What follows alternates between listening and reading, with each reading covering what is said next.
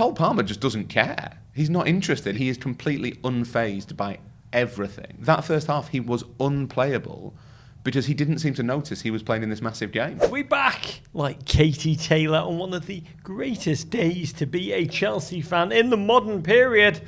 Chelsea were sent like lambs to the slaughter. And those lambs rose up to smite quadruple-seeking PSG 3-0 off 34% possession. Honestly, PSG left fighting for their dignity quite literally at the end. It was like hockey night in New Jersey. Chelsea left last, and often they lifted that enormous trophy and the large polystyrene $123 million cheque that came with it in one of the single most flabbergasting finals I've seen since Denmark won the Euros in 1992. This was Millhouse beating the living snot out of Nelson Muntz. I can't believe what I saw. It's one of the near 82,000 human beings in New Jersey swamplands to watch football. Sweet football. I'm not here alone because back in Manhattan for the last time on this current trip in New York City, it's the former Crown Prince of Harrogate turned Archduke of Staten Island. It's my friend, fresh back from the game itself. It's Mr. Rory Smith. Weird things happen in New York, Rog. I saw Robert Sanchez play well. God, you know what I mean? Robert Sanchez to New York Red Bulls. Here we go. Let's start right up top with the two things that everybody in world football is talking about right now. You got quite the suntan today. And you're also going a bit mid-Atlantic with the accent after a week in New York City. Oh, is that right? Yeah. I might have had to sort of modulate a little bit to take the leads out of it, you see. When you come across, you don't hear many Leeds accents on TV in America. That's the problem. Oh, how did you find the food at our great MetLife Stadium? I supplied my own food. I don't know if I'm allowed to admit that, but I figured it might be best to take some in. So I went to a noted middle-class supermarket and bought a salad. You did? God, that's very bougie of you. You just shoved it right up by that... Put it in my bag. Right by that prison shiv. And you know what? And then just got it in. Got it past the TSA and Secret Service agents in the security check. But Rog, my role in the final wasn't quite as active as yours. You, in many ways, the star of the show. You know, people came for the coin toss and then a historic Chelsea victory was ensued. Yeah, I did the coin toss before the game, thanks to our great friends at Coca-Cola. Did actually say, I had high-five Reece James, who won the toss, let it be said. And I said, go and kick some ass, Reece. Don't like to say that, you know, that motivational team talk, which is very Sean Dyche at his peak, had an impact on the game. But I'm not saying it. But you're not taking credit, but at the same time, you know, there's correlation, there's causation. These two things happened. You said some inspiring words to Reece James, and they won. So I said motivational, profound. I mean, I don't like to just say they were inspiring. They were more than that. But you know what? You can't disprove it. I'm going to claim it. This is how the world we live in now works. It was amazing to be in the bowels of that stadium. I've never seen a game from that POV. First of all, you forget the hundreds of human beings who make the mechanics of the game work. Just huge number of union running on and off with the smoke machines and the fire. I mean, sweat. These people coughed up lungs to make that pre-game work, and I'm saying that with great respect, just to see the whatever you think of the showmanship, the incredible amount of endeavour that goes into to making it happen. Huge salute to all these people.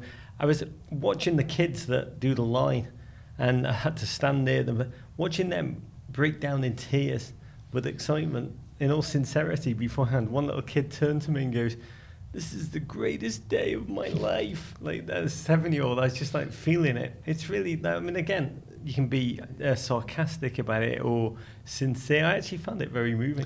What's it like when you walk out onto the pitch? Because it was baking hot. Yeah, oh my God. It was really full. Like it felt to me in New York today, going to the stadium from Manhattan, it maybe didn't feel like a World Cup final, but it felt like a major event was happening. It's similar to the vibe you get from a Champions League final, like the fans sort of making their way to the stadium really early.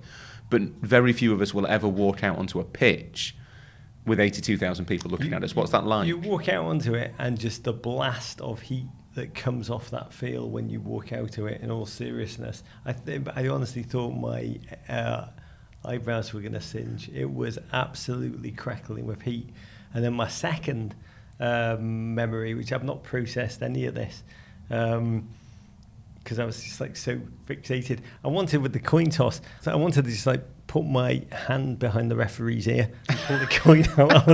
When you're doing it, it's just like so many people like, I want to do that. It's like, well, I'll do something, but they're just like, oh, you had a little bit of watching from on high. Yeah. You had a little bit of showmanship in the way you handed the coin to the ref. Yeah, flamboyant. A little bit of flamboyance. Yeah, you were there for the show. You know what? I was kind of out of body in the moment, but the other memory I've got of it is that somehow, and I don't know how this works, science, not my forte. Michael Buffer looks about 50 years younger than Robbie Williams. Yeah. Did you not think the gold lame tracksuit was working for Robbie? It's hard. I'd say it's an outfit of contrast. But Buffer looks good. Buffer is amazing. I was actually standing right by Buffer when he did his thing. Really? Yeah. And Buffer is just like, it's just like, he's just a guy. He's just standing there. He is completely and utterly zen with the moment. It's really the Cole Palmer of shouting, because he like just is there on the sideline, and you look at him and you're like, oh, Buffer's like, he's just not that arsed.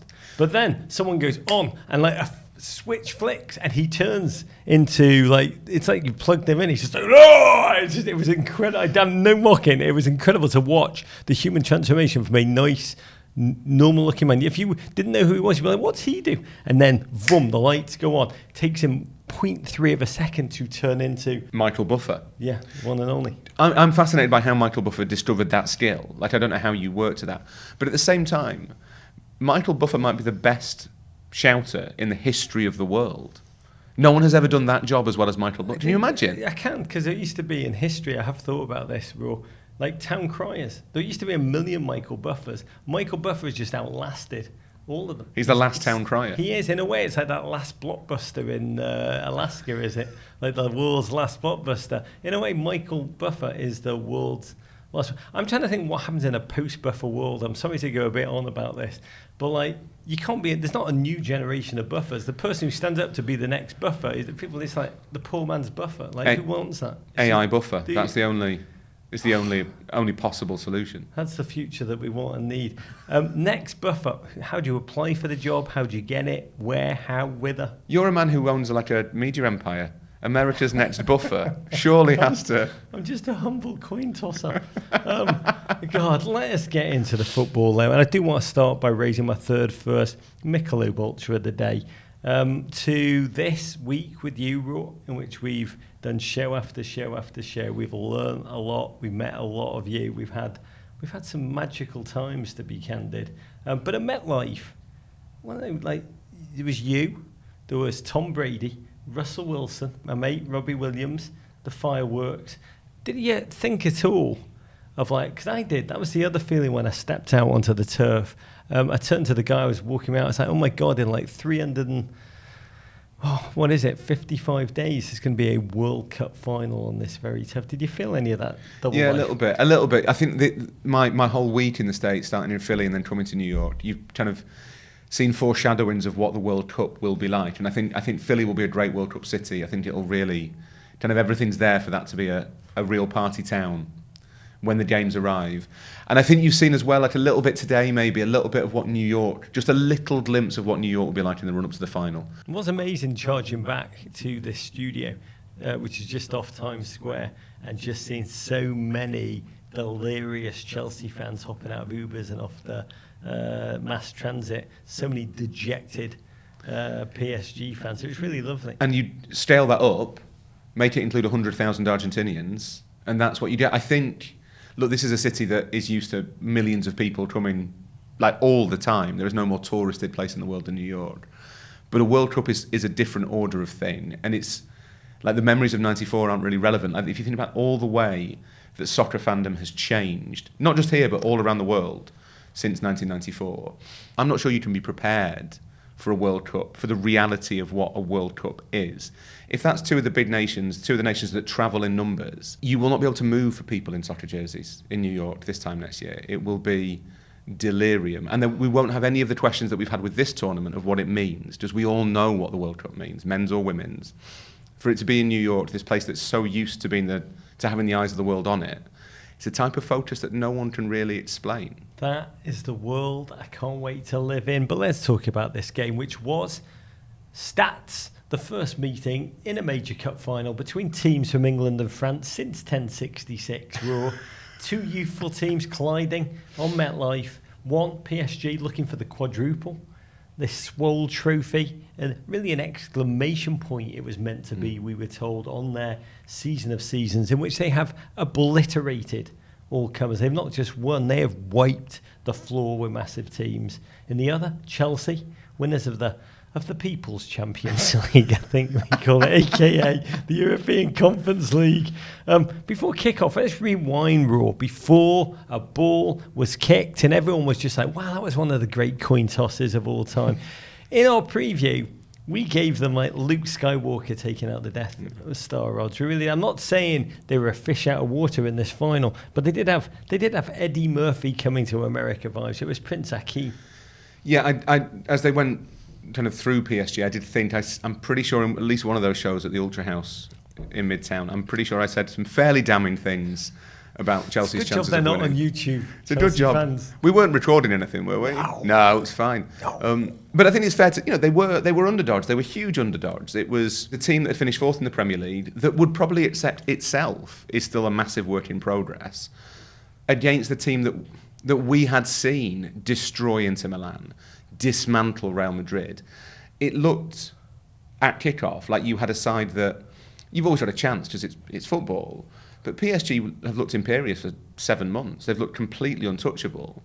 And I think it was not an unreasonable, I'm saying this in self-defence, Rog, it's not an unreasonable thing to think. It's very hard to see a way for Chelsea past this PSG team.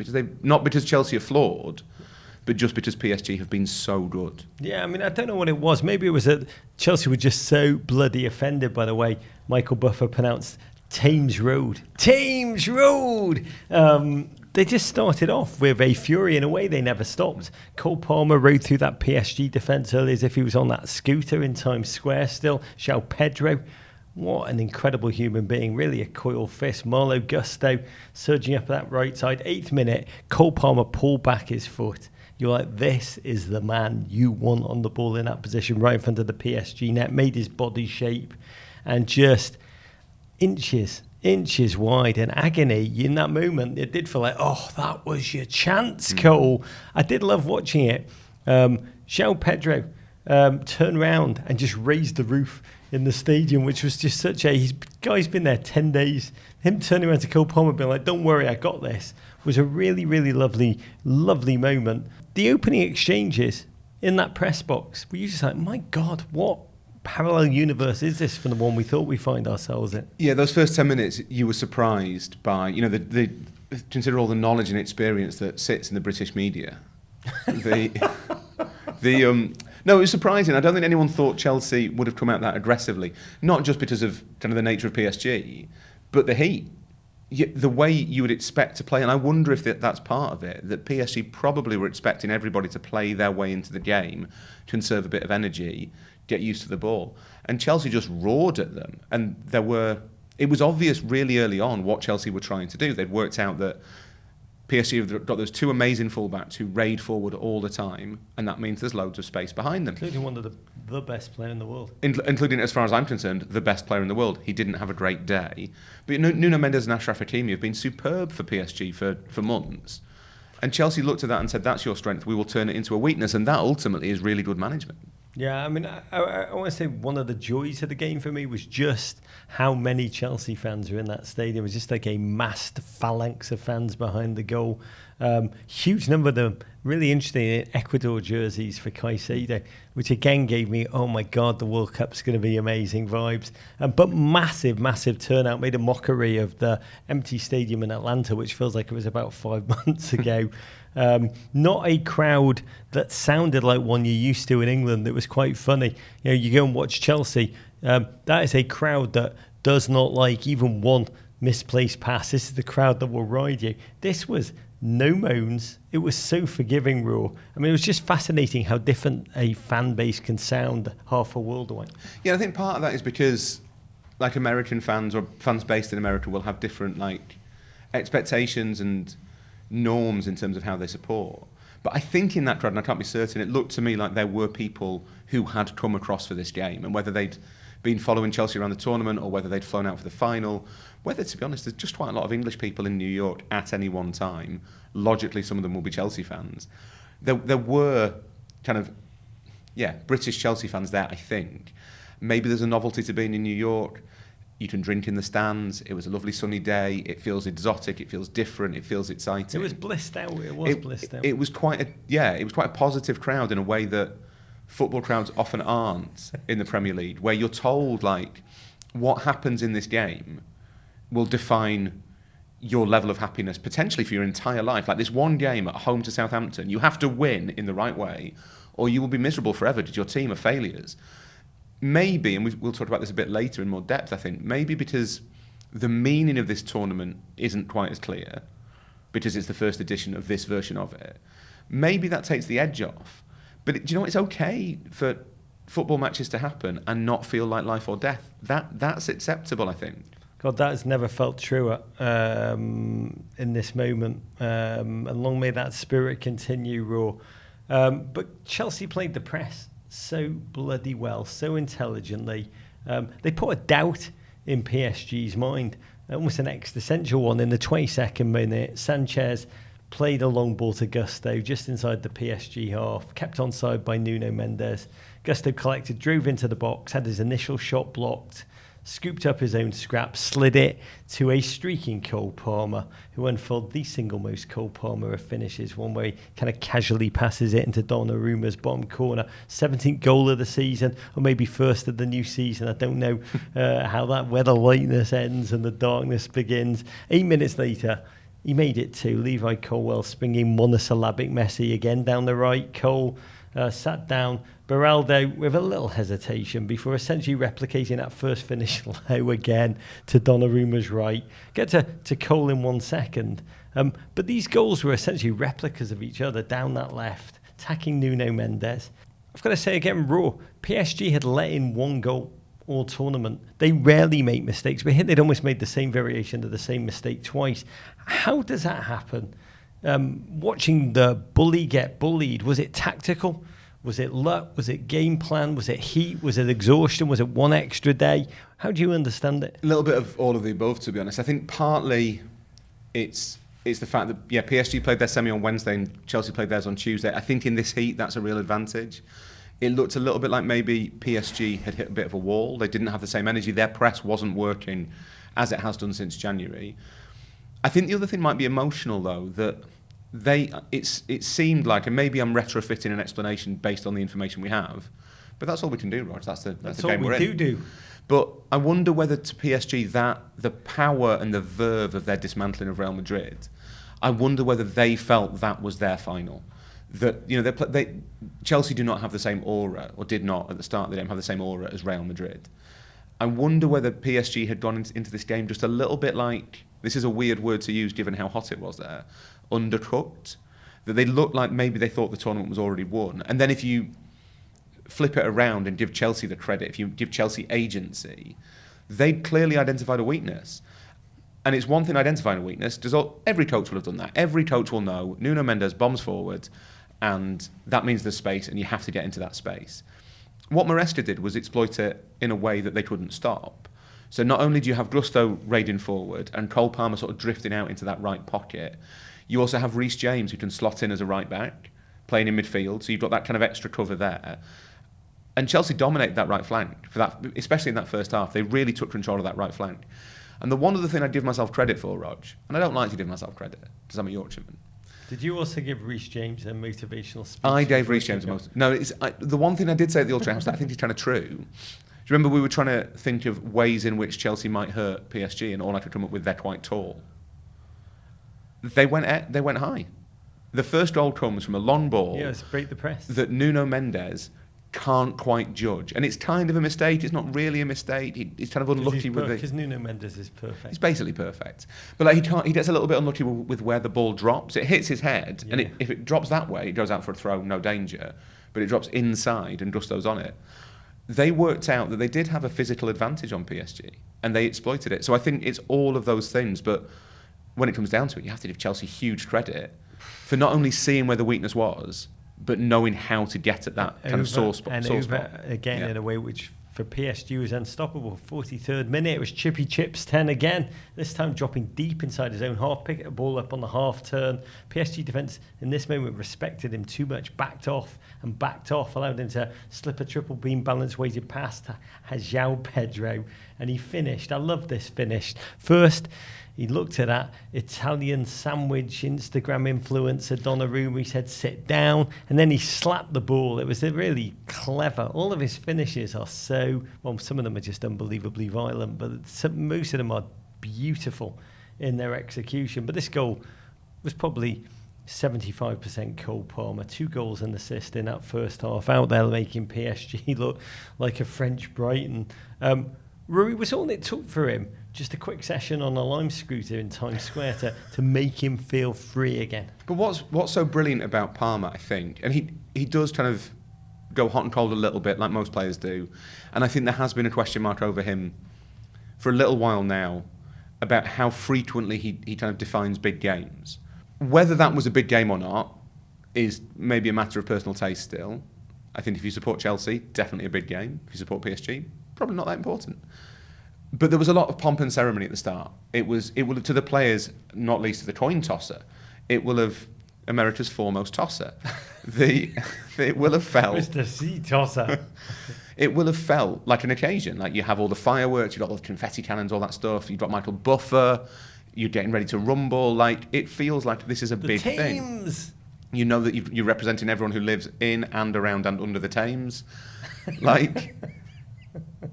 That's the sort of stuff that players have to cope with. Like, this is your chance, this is your shot, the world is watching. Cole Palmer just doesn't care. He's not interested. He is, you say monosyllabic, I might prefer like nomic. I think that's kind of how he is. But he is completely unfazed by everything. And in that situation, it's such an advantage. Just those 2 finishes are identical not only to each other, but to the one that he missed at the start. I think he's like, what's the fireworks for? Yeah. Does he know who Donald Trump is? Not sure. He's not fazed by anything. And that having that cool-headedness is just a massive advantage. So, yeah, he gets in those 2 positions to score. Same finish. I'll just put it in the corner. It's dead easy. I'll just put it there. And then the ball for João Pedro. That big lad. You mean Donnarumma? Yeah, he couldn't get in there, could he? Who's the guy who's wearing gloves? What does he do? These sentences are all far too long for Cole Palmer. Yeah. But he just doesn't have... He has this amazing ability, and it's... I don't want to make it sound like I'm kind of being patronising. But I think to switch his brain off and just play purely on instinct, the ball was perfect instinct. That first half, he was unplayable because he didn't seem to notice he was playing in this massive game. Oh, I did love Glenn in our Discord saying, all I can hope is that Cole Palmer's doing the exact same thing in the exact same stadium in a final this time next year. I actually found that 3rd goal to be utterly jaw-dropping. It was like, my God, PSG's dynasty. It's like over in just like 3 months. That's how long dynasties last these days. But empires must fall. This one, it was like they look so jaw-droppingly human, flawed, vulnerable. Just that, the aura that they had, utterly, just gone. And it was that 3rd goal was it was beautiful. But the other thing is, João Pedro, I think, is fascinating because he's not a surprise. I think he signed for Watford when he was 17. He's been around for ages. All of the major teams have looked at him, both at Watford and at Brighton. And a lot of them, I think, were kind of unsure about how his form at Brighton, which again was kind of up and down at times, might translate. And all transfers are a risk, but a transfer like that is a particular risk, as you're paying a lot of money for a player who sometimes looks amazing, sometimes doesn't, and you're not signing another striker. You can only run so many strikers. We saw Liam Delap today. We won't see that often in the Premier League season.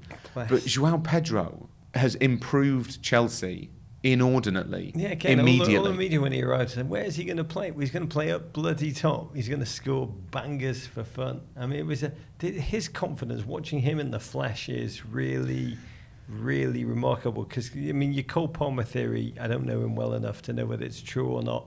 But João Pedro, who's arrived at this team mid-tournament, he looks like he's utterly in sync and that he belongs. His confidence is palpable. It's beautiful. He's made Chelsea make sense. I really like Nicholas Jackson. I think Nicholas Jackson's a really smart forward. His movement's brilliant. His finishing's a little bit erratic, but he's a really good player. Delap is excellent, and when he came on, he looked really good. But with Joao Pedro in the team, Chelsea look kind of complete. Quick one though, even 3-0 down, did you not expect PSG to snap up like the Undertaker, get back into this? Well, yeah, because they'd had that one chance early on when Desiree Doué tried to pass to Achraf Hakimi. Little bit of cockiness there, little bit of complacency. Too much collective football. They just put your foot through it. Yeah. It was almost too. It was like we don't score the goals, we scored the beautiful goals. It was we are so good, look what we can do. And I think maybe the game turns on that, because that was 0-0. And they then had a chance with João Neves late in the first half. Sanchez made a few saves in the second half, which you would not expect. Is not a sentence I ever expected to say. They did have their opportunities, but they never kind of gathered. There was no storm arose. And what you expect from PSG is a storm. And I do wonder, that might be tiredness, it might be how well organised Chelsea were, how disciplined they were. I wonder as well whether it might be the heat.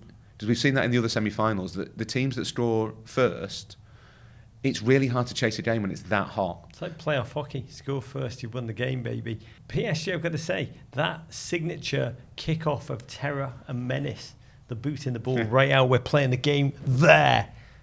Slightly less menacing when they're 3-0 down. I love how they commit to the bit. They did it in the Champions League final, and you couldn't really criticise them after the Champions League final. But it's a really stupid thing to do. Just keep the ball. No, I mean it is. It's genuinely like battles beginning in the Middle Ages, where the large 6'5" Arthur of Oak Forest does the flaming hammer that no one else can lift and flings it into. That's what it is. It's like, oh my God, it's meant to break you symbolically. But when you're kind of 3-0 down, it's a ball. Thanks. Yeah. We were all waiting though for PSG to snap back. 52nd minute, none other than Dembele found himself in between Chelsea's centre-backs, edge of the 6-yard box, only to see, what is that? The large Iberian paw of Robert Sanchez. Who knew that was on the end of his hands? We had no idea. He was brilliant in this game. Felt brilliant, looked brilliant, lived brilliant, 6 saves, complete control. He's often seen as like the truly weakest link in the Chelsea starting 11. This sent a number of keyboard warriors scurrying back to their own timeline, delete. Does this performance change reality at all? That he's mistake prone? Or is it just like, to be a goalkeeper at the Premier League of any level, even a third string, you've got to be pretty bloody good, and this was just the sublime performance for him where everything kicked in. Was a man who absolutely hasn't said anything publicly about how bad Robert Sanchez is in the last week. I think I'm completely neutral on this, Rog. But it doesn't change the fact that he probably needs to be upgraded. That he isn't. He's proved over last season that he isn't reliable enough. Or if Chelsea are going to stick with him as first choice for this campaign, you are taking a risk. Like, you are assuming that what we saw last year was the blip and that there is something else. Obviously, he's a really good goalkeeper. Like, he wouldn't be playing for Chelsea or have played for Brighton if he wasn't a really good goalkeeper. Whether he's good enough to help them win the Champions League or the Premier League, I'm not sure. So it may be that this is kind of his golden hurrah for Chelsea if they can find another keeper. But then at the same time, on a human level, it'd be brilliant if this was the performance that kind of kicked him onto new levels, wouldn't it? That would be wonderful.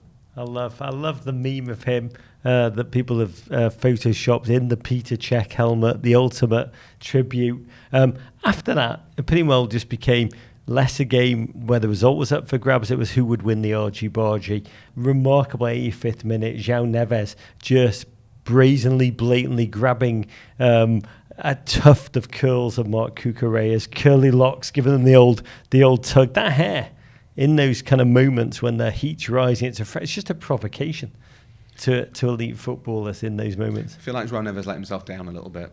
Shouldn't be pulling someone's hair. Come on. Unless you play for Tottenham. Unless you play for Tottenham. I mean, I suppose if it's there and you want to grab it, then fine.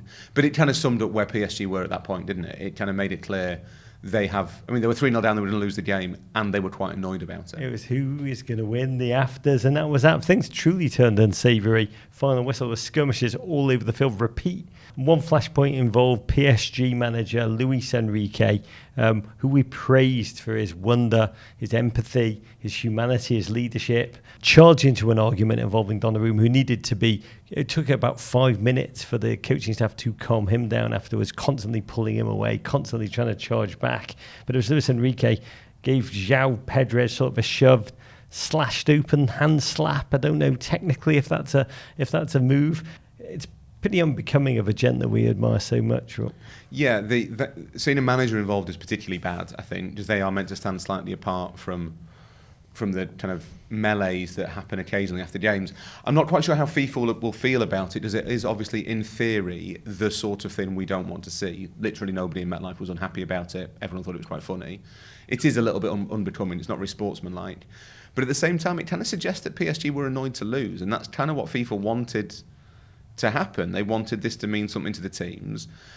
I don't quite understand why it got so bad-tempered, because the game did get a little bit kind of sort of dirty, but nothing particularly spectacular. Obviously, João Neves being sent off is not great, but it wasn't an especially kind of unhappy game. I think PSG maybe objected in the first half to the physicality of Caicedo and Enzo Fernandez in particular. It seems to come out of nowhere, but it does indicate, and I'm not excusing it, it does indicate that PSG were into it. They wanted to win the game. I think it means that Luis Enrique will be banned from the opening game in 4 years' time at PSG at the Club World Cup, which they will be against Everton Football Club. But I'm getting ahead of myself there. Let's first of all put PSG aside here by saying that loss and the head loss at the end really summed up almost a transcendently bad day for this PSG team. They are treble winners. We have marvelled. We've talked about dynasty, a team that allowed 1 goal in their past 5 games. They absolutely rolled over Inter in the Champions League final. They just gave Real Madrid a red arse smacking, a 4-0 demolition, but they saw Chelsea pump 3 past them in 45 minutes. How can one understand it? Pep Guardiola, often talks about the hardest job for a team that wins easily, wins a lot, is that battle against complacency. Yeah, but we see it quite a lot now, don't we, where teams go on these tears and then when they fall pretty spectacularly. I think that's definitely been a trend in modern football in the last, I'm going to say 10 years, even if you go back to all of those famous kind of collapses from Barcelona.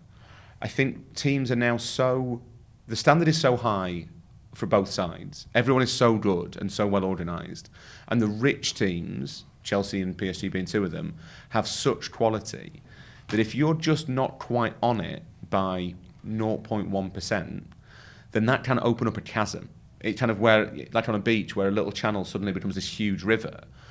I think PSG made a sort of tactical error that was exploited by Chelsea in the first half, and that's all you need. You go. And suddenly they've collapsed. I guess the players must feel, and not being a player, I don't know this for certain, but they must feel like there's nothing they can do about it. The manager tries to change it. PSG did have chances, nothing clear-cut, but they did have chances. They never seemed to gather enough strength to kind of really put Chelsea under pressure. And then the physical fatigue kicks in. So I think we are seeing now, I'm old enough to remember, Rog, when games between really big teams, and especially finals, ended 1-0. That was the standard. That was how football was. And you knew when you were watching a Champions League semi-final or a Champions League final that you would not get a great game, because that wasn't the point of them. The jeopardy and the drama was in kind of how high the stakes were. The Juventus AC Milan 2003 Champions League final is the gold standard for dreadful football match. But it didn't change the fact that you watched it because it was the Champions League final. The last 10 years, since the kind of Guardiola Klopp era, what we've seen is that big games turn on these tiny things, and when they do, you get these huge scorelines. You get teams losing 4 or 5-0. Tottenham beat Manchester City 4-0 last season. And then lost like 8 straight. And then finished 17th in the Premier League. When things go wrong, they tend to go wrong really spectacularly now. And I think that's what PSG did to Real Madrid. They worked out how to attack Real Madrid. Real Madrid gave them 2 goals. And it's what happened to PSG today. Chelsea exploited something, and they exploited it relentlessly. We got a great game, and Doja Cat is what you're saying. But let's give Chelsea huge love, because at the end of the game, there's only one truth. In words that have only been said, I think, before, in Todd Burley's Dream Life, as he speaks out in his REM state, Chelsea Football Club are world champions. This was a seismic victory, comprehensive. No one gave them a chance. They were far the better team. They had the best player on the field in one game. This competition has divided people. it's got to be said. We'll talk about that in a minute. But you've got to give them huge credit. Enzo Maresca has won 2 trophies in his first season in West London. Even the greatest hater cannot diminish what they achieved today. I mean, this season has been like watching Enzo Maresca do one of those like 20,000 piece jigsaw puzzles or those 800 piece IKEA furniture assemblies. And that's what he's done with a squad at this size. So where are we now? Do we have to admit Chelsea Football Club are a very good football team? Yeah. I think we kind of knew that, even though we knew at the same time that they're a work in progress. I think that there's 2 things that Chelsea have done that I think are very forward-thinking, and I don't know whether they've done them on purpose. It's not a coincidence that the 2 teams in the final were the 2 youngest teams in the competition. That's important. They have gone for youth. That gives them energy and brio and all that stuff. That I think is a very modern way of seeing it. They've also got a massive squad. And to me and to most people, their squad is far too large. Economically, it's a bit stupid because all those players that they don't need anymore, you're going to have to swallow a massive loss on them because everyone knows you need to sell. You need to sell Raheem Sterling. So why would anyone pay you a big fee for Raheem Sterling? Then they're just not going to. But there are now so many games all the time. Every summer has a competition. There's no spare time. There's not long breaks between seasons. God knows how long they'll have for pre-season. It will be 2 or 3 weeks at most. You need a bigger squad. You need to have players who you can count on. I don't know whether that's deliberate, whether Todd Bowley and Bedad Bali and Paul Winstanley and all the other people involved in recruitment at Chelsea, I don't know whether they sat down and thought, let's look at the way this game is going. We are soon going to be playing 70 games a season as standard. We can't have a squad of 23. We need to have a squad of 28. I don't know whether that's what they've done, but it's what they've happened upon, and it really works for them. God bless Chelsea. Also, by the way, God bless Todd Burley, who met with Luis Enrique after he sacked Graham Potter, went Pochettino ultimately in April 2023. He must have glimpsed this future. This is what he knew, This is what he imagined. What do you imagine this victory will feel like, will be received, will be understood? Chelsea have won everything. Mm-hmm. They've won Champions Leagues.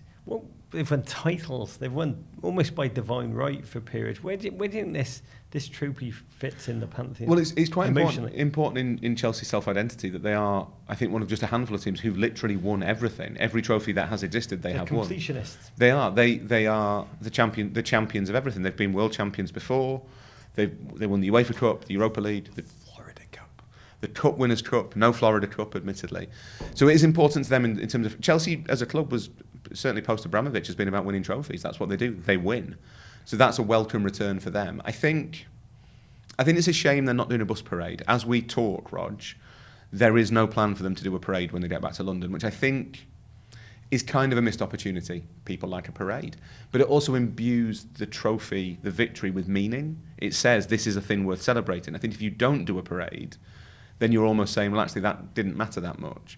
So they're almost talking themselves down somehow. They've said, and I get the logic, that their players need a holiday, they need to rest. I understand that completely. But if you are world champions, if I was a world champion of something, like shouting, like Michael Buffer, then I would... Bite your arm off. I'd celebrate that. I'd be like, I'm going to shout to my people. I think if you don't, you're kind of downgrading the tournament. They didn't have a parade for the Conference League. Okay, the Conference League isn't that big. Little bus. Just a little, maybe just in cars. Tiny bus. Mopeds. Yep. But if you're world champions but you don't have a parade, there's just something jarring there to me, and I think that will influence the way that Chelsea's victory is kind of recognised and interpreted. They're going to have that on the shirt. They're going to have the for 4 years. For 4 years, which is really remarkable. It remains to be seen how exhausted they are.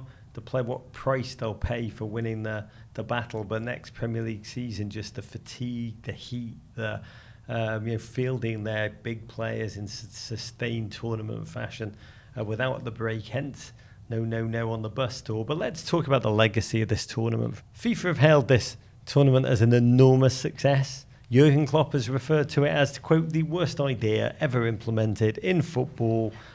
Those can be the only 2 options. So, we've watched 63 games together over the past 4 weeks, scattered across the United States. So where are you on the spectrum? A man who started off as a Club World Cup file. Yeah, the thing is, Roger, I like the idea, and I think what what's kind of influenced the way I think about it most of all is that the ideas make sense to me. That I think there should be a stage on which the best teams in South America can play the best teams in Europe and Africa and Asia. I think that's quite a good thing. That's the thing that should exist. I've always had a doubt over what the financial legacy will be. I think it will just serve to distort the competitive balance in lots of leagues around the world. Not really in Europe, but certainly in South Africa or Morocco or wherever. Just the amount of money the teams will have made. I think we've learnt things for next summer. Games shouldn't be played in the early afternoon sun in an American summer. It doesn't make any sense. If you can do it in air-conditioned stadiums, fine. But outside, it will ruin the spectacle. You need to convince fans of the worth of something rather than just hope that influencers will convince them. That's not a great strategy. There has to be more conversation with players. They've said that they've done this deal to kind of fix the calendar issue, but they didn't invite FIFA, the main players' union globally, to the meeting. So I'm not quite sure what that means now. I found a lot of the staging of it, I guess, a little bit gaudy. I don't quite want to say tacky, but a lot of gold, a lot of fireworks, a lot of show. Not quite sure how much substance there's been, but at the same time, there have been enough moments to make me think. If you treat this, and it's your phrase, if you treat this as dog fooding, then it's a beta test. Then I think there's something there. I think there's something great here. I've got to be said. There really is. I love your thing about the notion of these teams testing against each other. If you're a Brazilian fan, the Brazilian fans I've spoken to are the ones who are most delirious about this. I think elated, dizzied almost by the weight class that they find themselves in. There's been no doubt that the Brazilian fans were the joy of this tournament. We've talked about that a lot, but their teams, I think, give this tournament merit, or have given this tournament merit. There's a true competition that can be bolstered here. I don't know how much they'll love that their players are now in the shop window in an ever more expeditious fashion. John Arias of Fluminense now very firmly on Wolves' radar. I don't know how much that would make me elated, but the South American fans really won this tournament, really made it seem like this, if you project it forward, could be amazing. But you try and think of the moments, Raw, on the field that stand out. Because it did matter, this tournament, because of the enormous prize money, the Saudi prize money. It made, so for instance, Chelsea today won a trophy, but they also won an amazing cog in their battle against PSR, against financial fair play. I mean, ultimately, the 123 million, which is remarkable. But globally, culturally defining moments, like you could argue there were a couple that were in there. Not at the level of a World Cup where heroes are created overnight across the world. But there were lovely moments. There was the complete and utter beatdown of Real Madrid by PSG. Last couple of minutes of Real Madrid Dortmund. Lionel Messi's free kick against Porto, which is almost like an Oscars lifetime achievement reward. Al Hilal clipping Manchester City. What else is in the memory of the legacy of this tournament footballingly? I'd say Monterrey coming within a Sergio Ramos missed header of taking Dortmund to extra time. I think I agree with you completely. I think the South American teams, the Brazilians in particular, show proof of concept that if you put these teams together, there is competition there, and that's really important. I agree that it's lacked moments, and I think my abiding kind of sense is that there's a point at which you can't just kind of shout that something is true. FIFA have done all they can to tell us this is a success. Look, it's a success. We've done this, we've done that, we've done the other. I think these things have to grow organically. The one argument that you see a lot in Europe, certainly, but maybe all around the world, that that doesn't really kind of resonate with me, is that it kind of lacks prestige. But you sort of think, well, obviously it lacks prestige. It's the first one. You have to give it a chance. You can't say this competition won't work because there's no prestige here. You're kind of weighting the argument in your favour. But at the same time, you can't tell us to find it prestigious. That's not how it works. But the other thing that I think is really important is that football finds a way, like life in Jurassic Park. The South American fans, and I wrote about this in my newsletter, I think we've talked about it before, the South American fans will carry anything. They'll carry a World Cup. You can put a World Cup in the desert and 100,000 Argentinians will turn up to watch it. You can put a tournament that's never happened before, that is basically the brainchild of one Swiss lawyer, in America, rampantly commercialise every single second of it, and you'll get loads of Brazilians coming, and they'll sing songs, and they will provide colour, and they will give it soul. Because that's what this thing's lacked, right? It's soul. The fans have given it soul, and in the last week, I think that those kind of seismic results, particularly PSG beating Real Madrid and then Chelsea beating PSG, they give it a little bit of mythology. They're a slightly weird champion, Chelsea. I think it would probably have been better, it would have been in FIFA's interest for PSG to win it. The undisputed best team in the world being world champions is quite a helpful... Prestige. Well, it kind of says, look, this thing works. Like, we've done what we set out to do. They're the best team in the world, and they've won this tournament. Instead of like a random generator. Yeah, or it does give it a little bit of a Florida Cup vibe, doesn't it? Like Chelsea have won it with their... Low blow. With this sort of hodgepodge of a squad. But at the same time, they've done it in real style. They've done it with a guy who is all show, no tell, scoring two goals and creating the assist for the third. That has worked. That is a result that people will notice. Knowing Cole Palmer is probably on a scooter in Times Square with a Minnie Mouse head on, just scooting around. What are those little ice cream droplets called that you have here? The ice cream, I think you've been at rat droppings. No. Frozen rat droppings. Dipping Dots. Dipping Dots. He'll just have a little cone of Dipping Dots or whatever on his scooter going around Times Square. His massive face on a big billboard. Yeah, they're like the voice of, do you want to go to the club? No, I just want to get on Times Square on a scooter. There's some Dipping Dots. No, so I think there are bits there that have given it a little bit of heft. You see those little... It's those shoots that I think they'll have to build on. The problem is that now FIFA have to work out whether they want to expand it to 48 teams or... Yeah, I laughed. I was on Sky Television. They were talking about the size of the tournament. I was like, lads, in about 20 years' time, you guys will be having a show on Sky where you're nostalgic for the time that the Club World Cup was just 32 teams. Like and it should be. Yeah, but God bless. There is a lot of talk about what comes next. Rumbles that... FIFA have a desire to make it an every 2-year event, which would make it kind of like some kind of Super League, but under FIFA, not UEFA. But here's the biggest challenge for me watching all of this football rule, which I love. But the World Cup proper, you can find yourself just being emotionally taken by teams that you didn't know about before. You just admire the qualities of them. You can essentially be internationally polygamous. Or at least a bit of a swinger. You can be like, oh, Croatia, I admire so much the collective tiny nation. Uruguay, the fight of Uruguay. Morocco is so sin. You know, you can be in tournament, you can find that emotional sense of connection. But because club loyalties are so ingrained, we're not just monogamous, we're like angrily monogamous. You know, which is why a lot of England fans will cheer for the England team. But Liverpool fans not going to be cheering for Chelsea today. And you don't warm to teams like Real Madrid or Inter in the later stages of the tournament. Your hardwired, pre-existing feeling that you have about these clubs kind of define. It's a cooler. It's automatically going to be a dollar wattage rule than the World Cup proper. Yeah, no, I think that's absolutely right. I think you can warm to club sides. So I think the Brazilian teams will have won a lot of friends here, not necessarily with the way they played, but with the way they fought, with how much it meant. I think you can be won over by seeing the Boca fans in the stadium or the Wydad Casablanca fans marching through Philly. Like you can be won over by those scenes.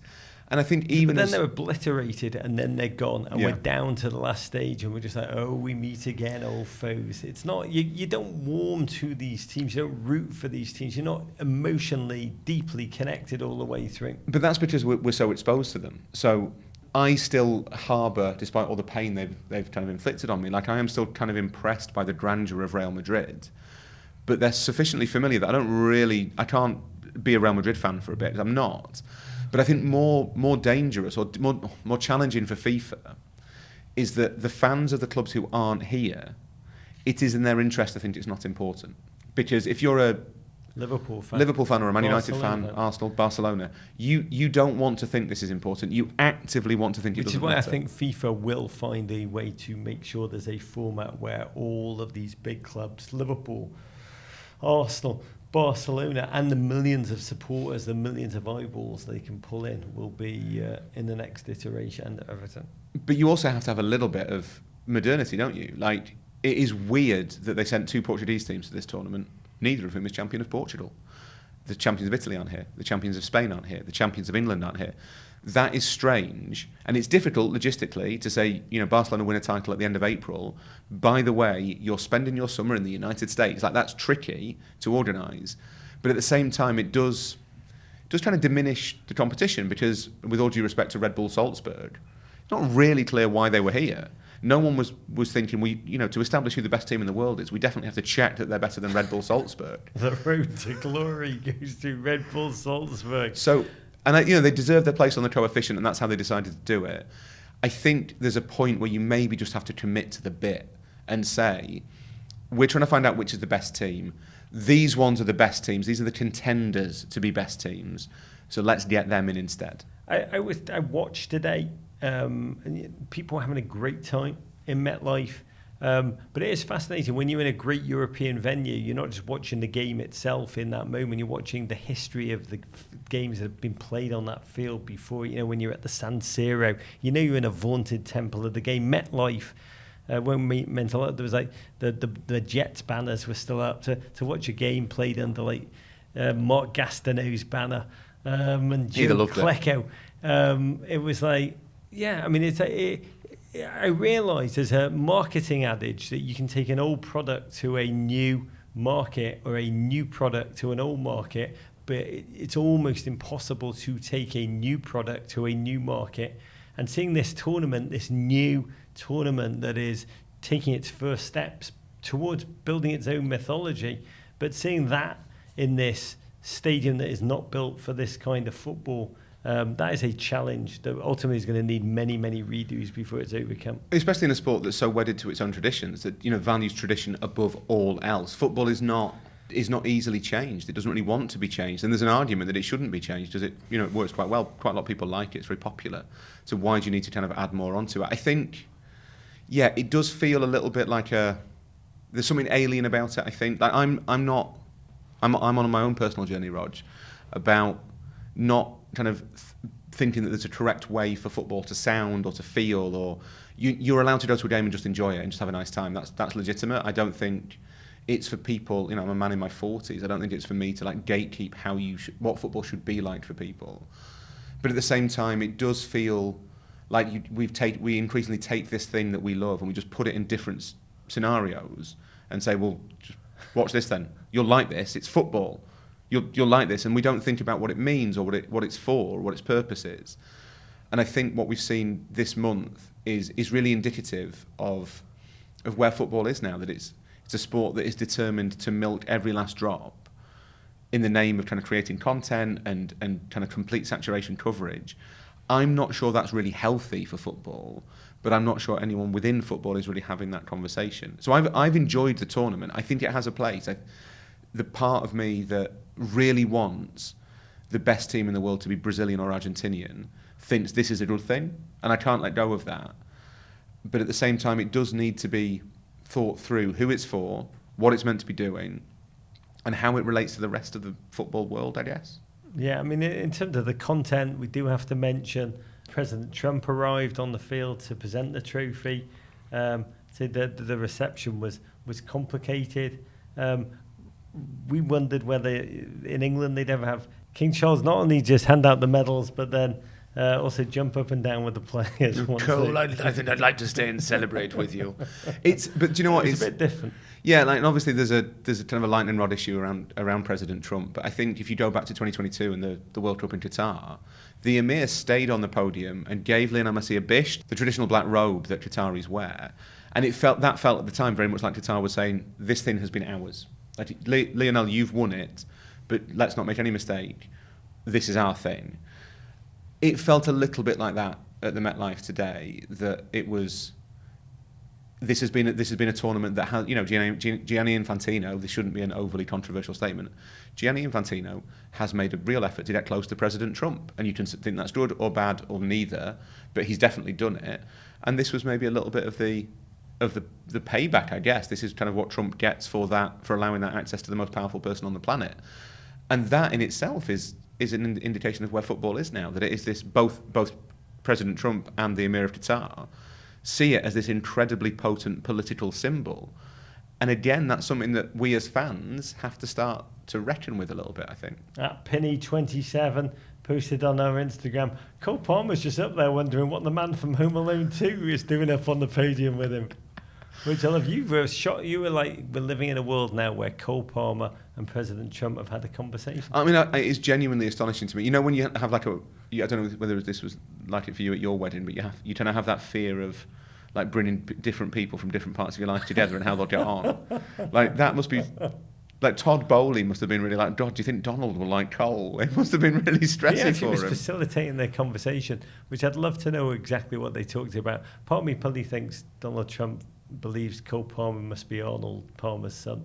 Possibly. I think they probably had a conversation about how you exploit the space Nuno Mendes leaves behind him when he counterattacks. I still believe Cole Palmer is so much smarter than he pretends to be. He's probably had several questions about the future of cryptocurrency. I'd say the wonder of the World Cup, football in general, is a mirror that reflects the world. I've always thought that was a great thing. The culture, the politics, the history of the nature of the nation that surrounds it. As you say, today we saw the United States is not immune to that. I do believe, though, the power of the World Cup ultimately is about unity, its ability to connect, its ability to bring together. And I do hope a year out from that tournament that these incredible cities across our nation that are going to be hosting the world, along with Mexico and Canada, that they are going to be the focus and what people are really talking about come 2026. But to close this beauty, it's time for a letter from a GFOP to take us home. Call time on this summer of summers. I've got so much sunburn from like just sitting out in full blast in MetLife. But Raw, this letter gives me such joy. It's a slice of magic from GFOP Isaiah Batts.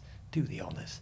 So Isaiah starts, "Hey Rog and Rory, I just wanted to thank you for being such a big part of my later in life football fandom journey. As for many American children, the first sport I played was soccer, but quickly turned to American football. We all make mistakes.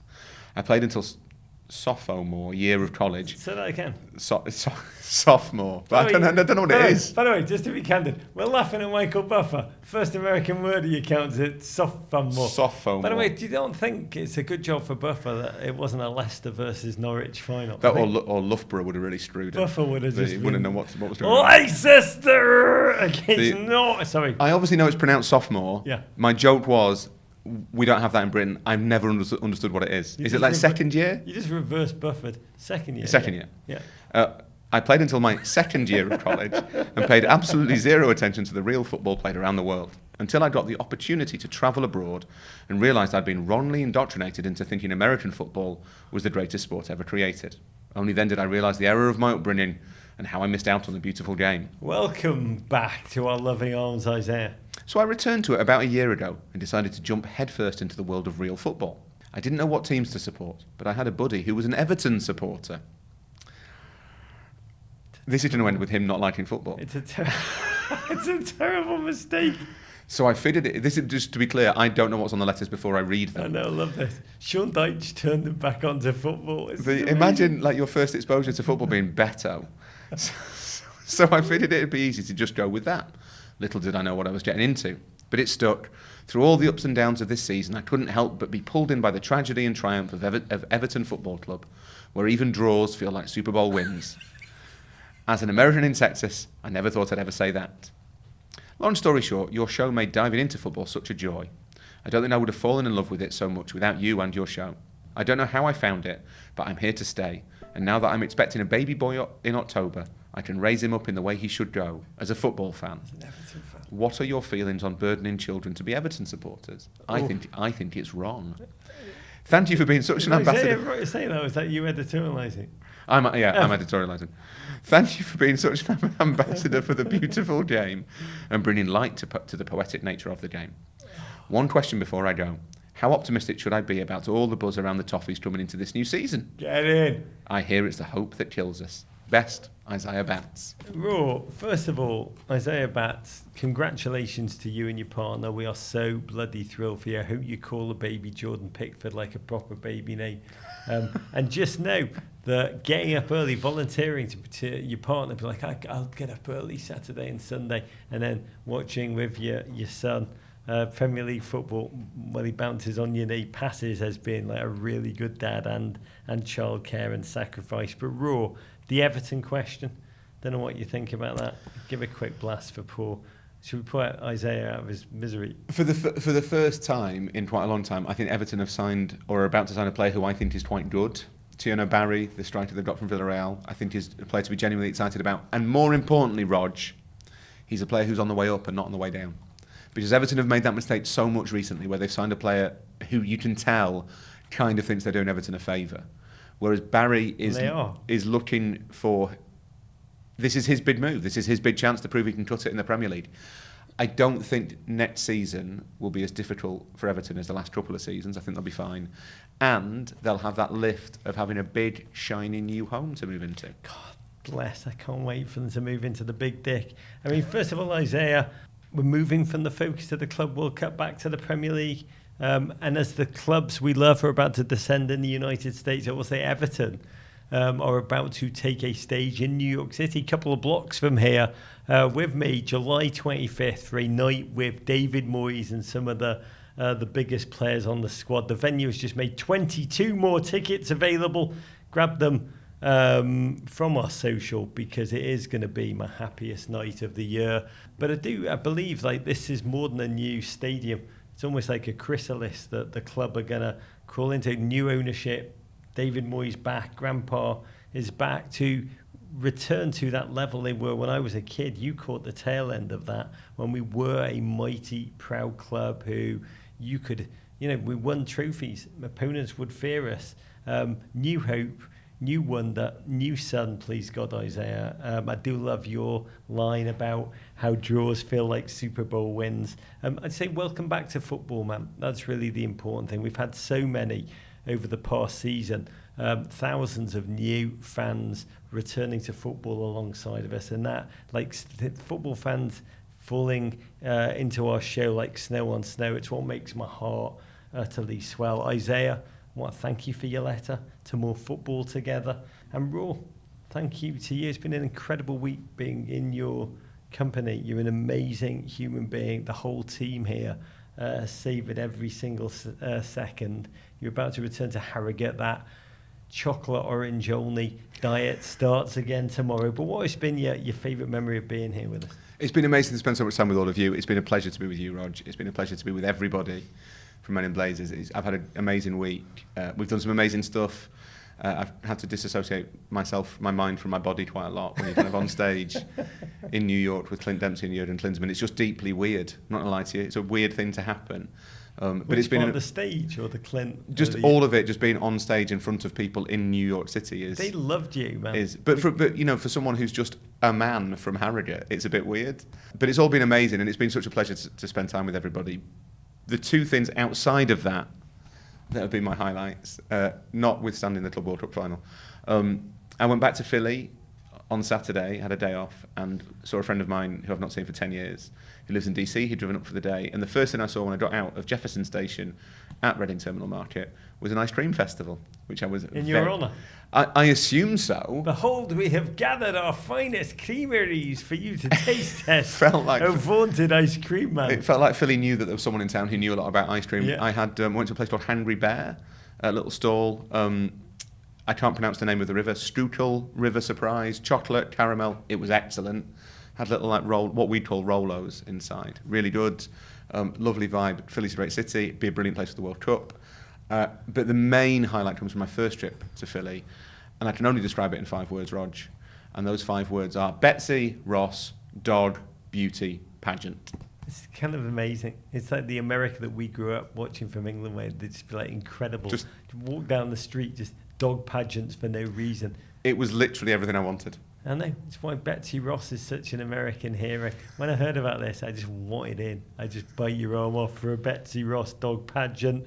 But we'll make do with the football that keeps coming. Women's Euros, sublime. We are charging towards the knockout rounds. Check out the women's game, our women's football vertical, where Sam Mewis and her team are covering every single kick of the ball for a remarkable cast of characters. And here on Men in Blazers this week, we're dropping a very special piece of content. This Friday, we're going to release the morning that we spent with Arsenal icon, proper legend, really a footballing philosopher and poet now, Raw, Thierry Henry. Special interview right here in New York City. We talk about the football's growth in the United States in particular. We ask if it's Arsenal's year. Also delve into his legacy, which was really beautiful. Drops on our pod and our YouTube on Friday. Don't miss it. Keep writing to us. Send us your photos of your football-loving dogs and cats, especially meninblazes@gmail.com.